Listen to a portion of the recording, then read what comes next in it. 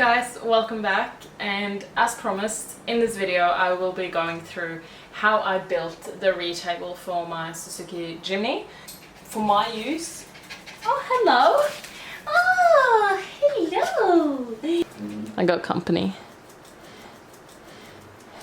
Just to start off with saying that this is definitely not how you have to build it. There's so many ways that you can build a read table.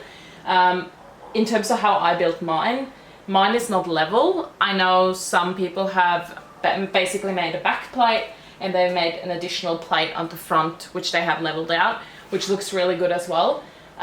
For my use, I just figured out that I didn't really need to muck around with it too much. And as you can see, I've put a couple of things on the table just to demonstrate that it's not that off level that anything will roll off. So just to state that, because I have gotten questions about that as well. But I'm going to just give you an insight into the material that I've used, the equipment, etc., and then show you guys how I built it from scratch. I've collected all the materials into one list under this video, and everything can be bought from the Bunnings Warehouse in Australia. So what you'll need for this build is an Ozito Pendulum Jigsaw. I bought it for about 70 bucks at Bunnings. You can get the Ozito detailed sander. You can use just normal sandpaper, that's basically up to you, but I found that the actual sanding machine was way more efficient. And you can get the Ozito screwdriver. I definitely recommend you getting a screwdriver if you don't have one, because you're going to use it for so much more than just this. In terms of plywood, you can get different types. I went with the 7mm one.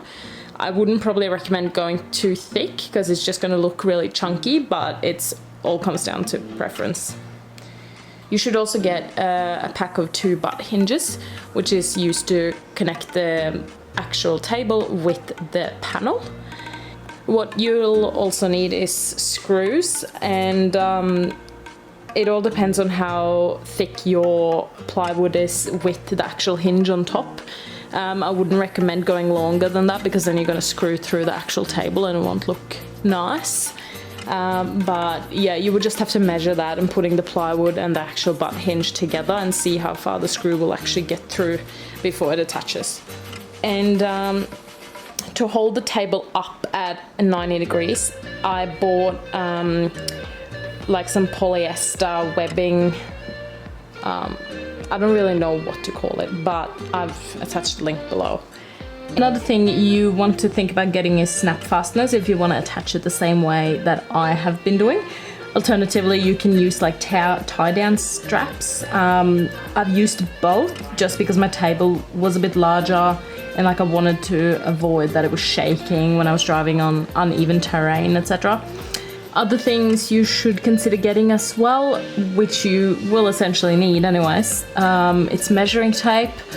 And if you want to color the actual plywood, you should get some sort of coloring for it. I borrowed my neighbor's, it's called Feast Watson Black Japan proof tint. It's like an interior stain. I've also attached a link to that below, and I think it turned out really nice. And you also will need a pen. The other thing you might want to get is metal plates that will be placed in the back of the plastic trim to support the screws that are going from the front where the actual table is into the back. I noticed that if you don't put that in the back, it's just gonna pop out. So definitely get something similar to what I've gotten, or just buy the same thing. That's all up to you and what you prefer. So the first thing I started doing when building this table was that I took the actual whole plastic trim off, or the plastic plate. You can see here that it is attached to the cables. It's a little bit hard to show, but in the back here are the actual plastic knobs that I'm talking about. And I don't know if you can see this. So this is where I've attached the supporting metal plates to keep the screws intact and preventing them from popping out with the table.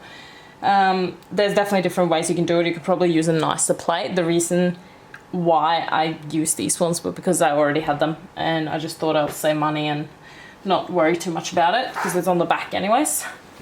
So with designing the actual table, I put plywood directly on the floor, and I put the plastic trim on top of the plywood, and I drew around the whole thing to get the shape of it. And what you can do then is that you can sort of measure with measuring tape to make it smaller if you want it directly to fit the outlining of this. If you want it to fit exactly in here, you can do that as well, but I actually used the whole thing as the layout for my table. And after I'd done that and I drew it up, I used the jigsaw and cut around.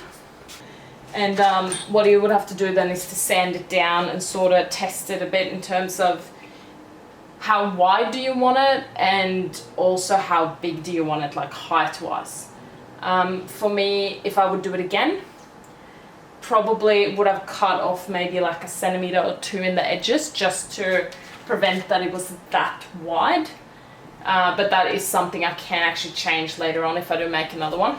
So if you make one first and you don't actually, you're not 100% happy with it, but you can still use it, that is fine, because I think you learn from making one. Like the stuff I learned from making this one, I would make mine different in terms of the width and maybe a little bit of the height, but I would definitely make sure that I could fit the Camp Master on. So when I do fit this one, I do actually have like 2 centimeters to work with, which is awesome, and I can just fit more stuff on it, which was why I built it in the first place. So once you've done the outlining and you cut it up and everything, you actually want to paint it if you do wish to have a different color. So I painted mine and I did about 3 or 4 layers. Spent about 24 hours to let it dry properly, and then after that I started aligning it up with the actual plastic trim. So I took it off and I decided to sort of measure it as much as I could. The scary part is that you need to sort of try and be really accurate with the, like basically where you place the plywood, because if you screw the hinge on and then you screw it onto the plate, you're gonna make holes in the plate. So you don't wanna test and do holes here and there, because your back plate, like the actual plastic plate, it's not gonna look that great. So try and really measure and figure out if your door closes with the plate, how it looks like when it's up. Does it crash into the edges? Is it gonna be in the way of anything when you close the door? Because these cars can be a little bit tricky sometimes in terms of fitting things, because they're tiny. But yeah, that's sort of my advice when you're fitting the plate. Make sure that you align it up properly. Mark off exactly where you want the hinges. So mark off exactly where you want these hinges to be located. So I got mine out here and I got mine there. So try and sort of separate them a little bit, so you get that. So you get basically the plate as strong as you can. And when you've fitted the plate, it's going to be dangling down because you haven't attached these straps. So what you want to do now is that you want to make sure the car is closing, everything's fine, the hinges are well attached to the plywood and the plastic frame. And now you want to attach the strings here to hold the table up in a 90-degree angle. And you also want to make sure that there's equal amount of weight on each of them, so not one strap is holding up the whole weight of the table. What I did first is a little bit messy here with the cable, but I attached the actual snap fastener here first on this strap, and then I put the plate down and I measured in terms of how far I wanted it to go before I wanted it to stop.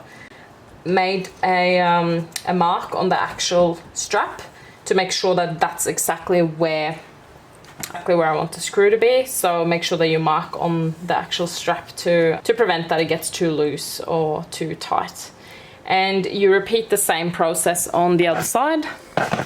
So on the other side here, it's attached to the table. So when it actually falls down, it stops at 90 degrees.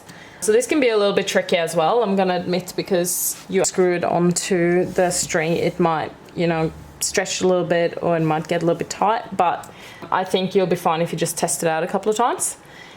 And on the other edge, you want to screw on the fastener for the butt hinge that you've attached at the top. So as I mentioned, you don't have to use these snap fasteners. You can definitely use just strap hinges that I've attached that I've linked to in the bio as well. You can use them, they are as effective. I basically just did these buttons because I wanted it to look a bit more sleek. But then I ended up getting a fastener or a strap on the side here to prevent it from going back and forth. So there's definitely pros and cons to it, but it all depends on how you want it to look like at the end of the day. And I mean, this is not a super complicated thing to build. It is actually quite simple. I would say the hardest thing with building the actual table is just all the measuring that you have to do and making sure that your door closes with it on, making sure like that it's aligned properly. And if you are building a table that is level, it's definitely going to be a little bit harder, but not to the point where I think you wouldn't be able to do it the way that you actually want the table to end up or look like. And if you want to build a level table, you build a whole plate here, like this one, and then you take another plate and level it in this angle. So it will look a little bit like off, but when you actually take the table down, it will look level. So that's, I've seen people do that and that looks great as well. But as I mentioned, for my use, and nothing rolls off. So it's completely fine for me. And in terms of the light, what I've done is just very simple. This is not high tech, just saying that. I've used a light that I bought at Bunnings that can be plugged into a cigarette lighter. I just shove the cable down there, try and make it look as pretty as possible. This video is not a build from scratch. This is not actually showing you how I did it, but I don't think this process is that difficult, that hopefully you'll understand what I've done and you can replicate it, but you can make it even better. And that's my hope with this video, is that you sort of learn from the things that I've done and you can make a table that's literally how you want it out of this video, and you don't have to go through the whole of Bunnings to try and figure out what you need for your table.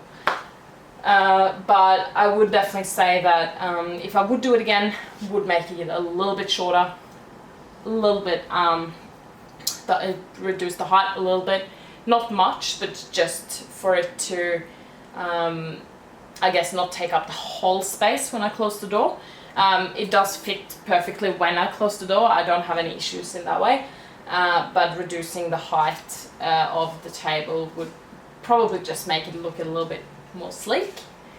But I don't mind the design at all, and overall quite happy with it. But if you feel like that I haven't explained something thoroughly enough, happy for you to send me a DM on Instagram or just comment in the video below, and I'll try and explain it as much as I can. And I can also send images and photos if you do have any specific questions.